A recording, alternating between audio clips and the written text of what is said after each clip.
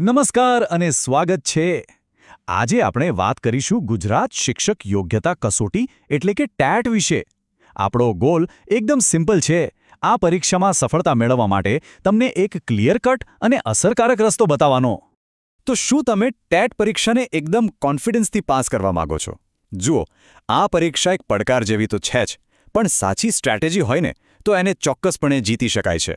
અને બસ એ જ રસ્તો આપણે આજે જોવાના છીએ. તો ચાલો શરૂ કરીએ. જુઓ, કોઈ પણ તૈયારી શરૂ કરતા પહેલા સૌથી પહેલું કામ છે પરીક્ષાના માળખાને સમજવું. આપણું યુદ્ધ ક્ષેત્ર કેવું છે એ તો જાણવું જ પડે ને. તો આ ટીએટી પરીક્ષા છે શું? સીધી વાત કરું તો આ માત્ર એક એક્ઝામ નથી, પણ ગુજરાતની સરકારી શાળાઓમાં ટીચર બનવાના તમારા સપનાનું પહેલું અને સૌથી ઇમ્પોર્ટન્ટ પગથિયું છે. એસસીબીઈ આ પરીક્ષા લે છે અને એનાથી જ તમારી યોગ્યતા સાબિત થાય છે. અને હા, આ પરીક્ષાના 2 સ્ટેજ છે. પહેલું છે પ્રિલિમ્સ, જે તમારે ક્વોલિફાય કરવાની છે, અને બીજું છે મેઇન્સ, જેના આધારે તમારું ફાઇનલ મેરિટ બનશે. ચાલો બંનેને થોડું ડિટેલમાં સમજીએ. હવે આ સ્લાઇડ પર ખાસ ધ્યાન આપજો. પ્રિલિમ્સ પરીક્ષા છે ને એ ઓબ્જેક્ટિવ ટાઈપની છે. એમાં 2 ભાગ છે. ભાગ 1માં જનરલ સ્ટડીઝ અને એપ્ટિટ્યૂડ આવશે, અને ભાગ 2 તમારા પોતાના વિષય અને શિક્ષણશાસ્ત્ર એટલે કે પેડાગોજી પર ફોકસ કરશે. ટોટલ 200 માર્ક્સ, 3 કલાકનો સમય. પણ સૌથી અગત્યની વાત નેગેટિવ માર્કિંગ છે. દરેક ખોટા જવાબ પર 0.25 માર્ક કપાશે.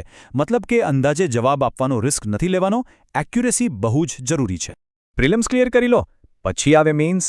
અને આ પેપર વર્ણનાત્મક છે, એટલે કે તમારે લખવાનું છે. અહીં તમારા નોલેજની સાથે સાથે તમારી લખવાની સ્કિલ પણ ચેક થશે.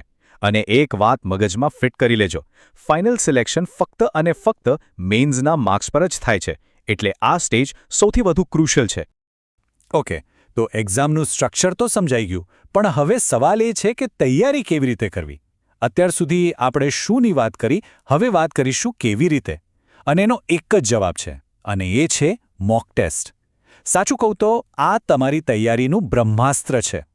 આ વાત પર હું જેટલો ભાર આપું એટલો ઓછો છે.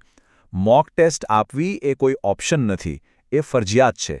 તમારી સફળતાનો આખો પાયો એના પર જ ટકેલો છે. એને જરા પણ હળવાશથી ના લેતા. તો સવાલ એ થાય કે મોક ટેસ્ટ આટલી બધી જરૂરી કેમ છે? જુઓ, એનાથી તમને એક્ઝામની પેટર્ન સમજાય છે, ટાઈમ મેનેજમેન્ટની પ્રેક્ટિસ થાય છે, અને જેટલા વધુ ટેસ્ટ આપશો ને એટલો પરીક્ષાનો ડર ઓછો થશે અને કોન્ફિડન્સ વધશે. સૌથી મોટો ફાયદો એ છે કે તમને તમારી ભૂલો અને નબળા વિષયો ખબર પડે છે. અને હા, ડેઇલી ક્વિઝ જેવી નાની પ્રેક્ટિસ પણ તમને સતત ટ્રેક પર રાખશે. અને મોક ટેસ્ટ આપવાની પણ એક સાચી રીત છે. ખાલી ટેસ્ટ આપી દીધું એટલે કામ પૂરું નથી થતું. આ 4 સ્ટેપ ફોલો કરો. પહેલા, ટાઈમ લગાવીને ટેસ્ટ આપો. પછી એનું ઊંડાણપૂર્વક એનાલિસિસ કરો. દરેક ખોટા જવાબનું કારણ શોધો. ત્રીજું, જે વિષયોમાં ભૂલ થઈ છે એનું રિવિઝન કરો. અને છેલ્લે, થોડા દિવસ પછી એ જ ટેસ્ટ ફરી આપો અને જુઓ કે સ્કોર સુધાર્યો કે નહીં. આ સાયકલ જ તમને સફળતા પાવશે. ચાલો હવે થોડું પ્રેક્ટિકલ બનીએ. તૈયારી એટલે ખાલી હાર્ડવર્ક નહીં, સ્માર્ટ વર્ક પણ જોઈએ. ખાસ કરીને રીઝનિંગ જેવા ટોપિકમાં. જો તમારી પાસે શોર્ટકટ ટ્રિક્સ હોય ને તો તમે બીજાઓ કરતાં ઘણો સમય બચાવી શકો છો. ઘણા લોકોને રીઝનિંગથી ડર લાગે છે, પણ સાચું કહું, એ એકદમ લોજિકલ અને મજાનો વિષય છે. ચાલો આપણે એને એકદમ સહેલું બનાવી દઈએ અને જોઈએ કે અઘરા લાગતા સવાલો પણ કેવી રીતે ચપટીમાં સોલ્વ થઈ જાય. આ જે સ્ક્રીન પર દેખાય છે ને, એ રીઝનિંગની માસ્ટર કી છે. ખાસ કરીને જ્યારે સિટિંગ અરેન્જમેન્ટ જેવા સવાલ આવે ત્યારે હંમેશા ડાયાગ્રામ દોરો. જે પાક્કી માહિતી આપી હોય ત્યાંથી જ શરૂઆત કરો. આનાથી શું થશે? ગૂંચવાડો નહીં થાય અને જવાબ સેકન્ડોમાં મળશે. ચાલો એક પ્રેક્ટિકલ ઉદાહરણ જોઈએ જે ટેટ પરીક્ષામાં વારંવાર પૂછાય છે. સર્ક્યુલર સિટિંગ અરેન્જમેન્ટ એટલે કે ગોળ ટેબલવાળા સવાલો. દેખાવમાં થોડા અઘરા લાગે, પણ એની એક સિમ્પલ મેથડ છે. જુઓ કેટલું સિમ્પલ છે. પહેલાં એક સર્કલ દોરો અને 6 જગ્યા બનાવી દો. પછી જે પહેલી પાકી માહિતી હોય જેમ કે એ બીની સામે છે એને ગોઠવી દો. બસ, હવે સૌથી અગત્યની ટીપ યાદ રાખો. જ્યારે બધા કેન્દ્ર તરફ જોતા હોય ત્યારે જમણી બાજુ એટલે ઘડિયાળની વિરુદ્ધ દિશા.